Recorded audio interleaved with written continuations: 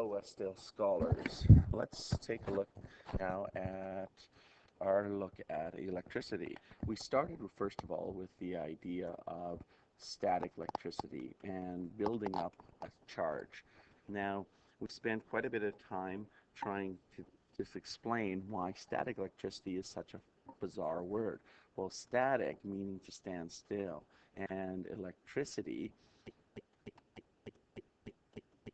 is the energy gained from moving electrons. So how can you have moving electrons if it's static? So instead, I tried to convince you that static electricity was actually just a poor term, that there is actually a static charge or a static buildup, but what it really is an imbalance of charges. If you have too many electrons, then you have a negative charge. If you have too few electrons, then you have a positive charge. If you have the same number of electrons as you have protons, then the charge is neutral because they balance each other out. It's kind of like negative numbers and positive numbers. Negative 7 joined with positive 7 gives you 0, which would be our neutral. So that's how we spent our first little while. We looked at the idea of there being two types of charges, positive and negative. The only way you can gain or you can acquire a negative charge is you must add electrons. If you want to have a positive charge, you must remove electrons. If you want to have a neutral charge, you must ground it. In other words, you must touch it with something that grounds it. And if you ground it, you're sharing the electron pool with the whole world, with the Earth, and it neutralizes. We've said something about electricity. We said that electricity is lazy, okay, and it is fair. It always will seek to balance the number of electrons and protons, but it will do it in the easiest way possible. We looked at two static charges, one that like charges, if the charges are the same, they will repel, and unlike charges, and unlike charges attract. And then we looked at ways in which to create a static charge. Now, again, I spent quite a bit of time looking at the idea that friction does not create a static charge. Friction is often contributed with creating a static charge, but it enhances the charge, doesn't create the charge. The way we looked at creating a charge, we said, number one, one of the things was adhesion, is that when two different materials come together, it's like a arm wrestle over the electrons. So anytime cotton comes together with nylon, there will be an exchange of electrons. One will win over the other. And we had a table that we called the electrostatic series. And it was a list of items that had a strong hold on electrons or a weak hold on electrons. And that sort of gave us an idea of which one would be positive, which one would be negative. Friction enhances the idea of adhesion. So when you take fur and you rub it with plastic, the rubbing actually increases the amount of adhesion that goes on.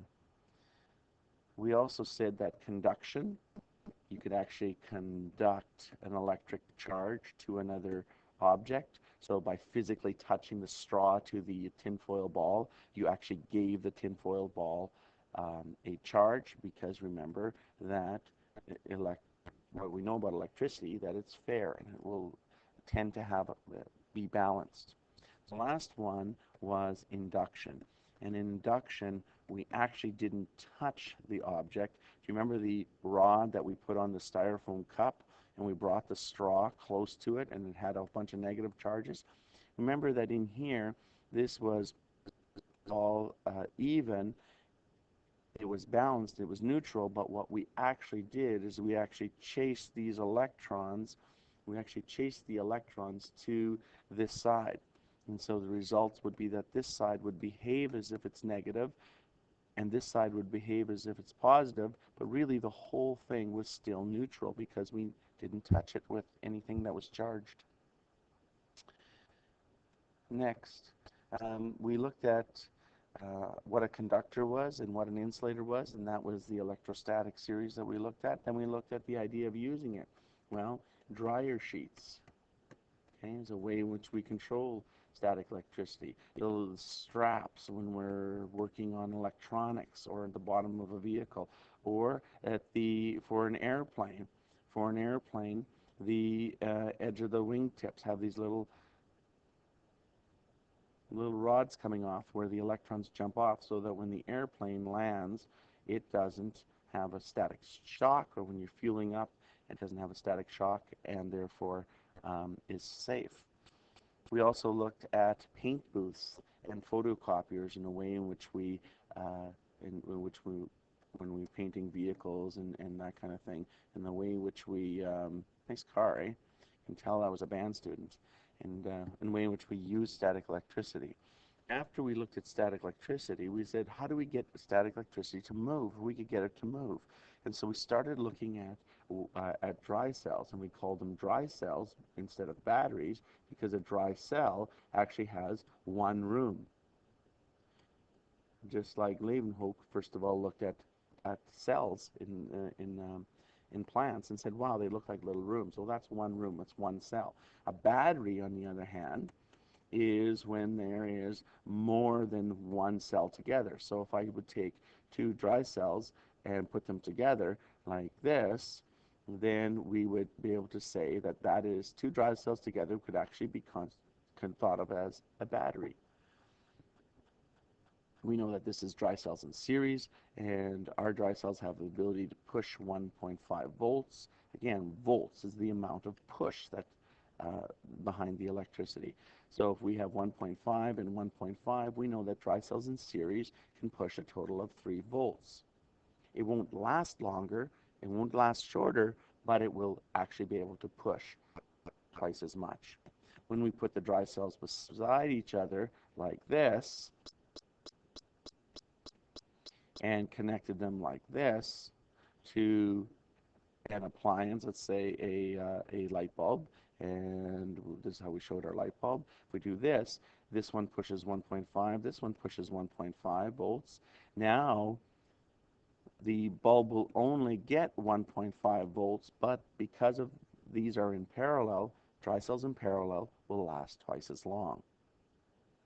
We also took a look at, remember that's how to draw a one cell. We look, and here's two cells, and we also took a look at what happens when we put light bulbs in series. When we put one light bulb in, and then we added another light bulb. Well, in this case, we have a total of 3 volts. Well, this one will receive 1.5 volts, and this one will receive 1.5 volts. So the lights will become dimmer, and as we add another one, then it will change. Now this one will receive 1, this one will receive 1, this one will receive 1. So bulbs in series is not a good way of running electricity, because you never know how much energy each of the light bulbs will get. If the other thing is, if this one goes out, then now it's like the bridge is broken and the circuit will cease to work. So the last thing we did was we looked at bulbs in parallel, and in bulbs in parallel, that doesn't mean they have to all be parallel. They could have any different type of route you wanted, but parallel meaning that they have 1, 2, at least more than one path, and this one has 3. Now, if this one would go out, these two would still work. The cool thing about this is that this power source will push 3 volts. Now we know that this one will get 3 volts and this one will get 3 volts. And even if we replace this one with a bulb that's working, this one will get 3 volts. This is how our house is wired, because we know how many volts an appliance will get, and so we can build the appliance to make sure that it works with that many volts. But if we keep adding things here, we're going to increase the traffic right over here especially, and here, and that can cause overheating. So instead we'll put a fuse in, and if we put a fuse in, that will be the weakest part of the wire, so that will break. We tend not to use fuses so much anymore, more breakers so that we can reset them, but that's one way we keep our houses safe. Next, we took a look at the difference between AC and DC. Well, AC, the electrons move back and forth, and DC is direct current, that they'll move in one direction. AC is what we use in our homes. Alternating current is what we use in our homes. Our homes are 110 to 120 volts of AC current. They vibrate 60 hertz back and forth every second. It's called 60 hertz. Direct current is used in portable devices. Anything portable will use direct current. And you can tell, even if it's plugged into the wall, if it's got that big box before you plug it into the wall, and you've got the box before you plug it in, and that little box changes it from AC and it converts it to DC. We looked at ways in which to create or create electricity, and that's listed in your outline: piezo, crystal, solar, chemical, like in our dry cells, and a generator. We spent quite a bit of time on the generator simply because that's how our hydro dam works. Remember that if we have a magnet and we have electricity and we have movement and we have a coil of wire. So what we looked at is that if you have a magnet and a wire and movement, we were able to create electricity. Okay? And that is what our hydro dams do. That's a generator. Pretty neat. Next, we looked at if we have electricity and we put it into a wire that's around a magnet, we can actually create movement, and that's an electric motor. So there's a relationship between those, which has changed our world dramatically. One of the last things we looked at was the cost of power. What does it cost to keep you in your home? And the cost was equal to the amount of power, and power is measured in watts, and that was times the amount of hours that the item was used. We divide by 1,000 because a watt is a very small unit, and we measured in 1,000, groups of 1,000. Then we times it by our rate, and I believe our rate was 7.58 cents per kilowatt hour. And then now you would be able to tell me how much it costs to run an appliance. The very last piece that we looked at was the environmental cost. We said that there's nothing that doesn't impact the world. So even solar power impacts the world. There's positives and negatives. Everything leaves a footprint. Hydroelectric power may be a wonderful source of renewable energy. However, it too has an environmental impact. And wise decision making, good stewardship relies on mankind making the best decisions possible. Thank you.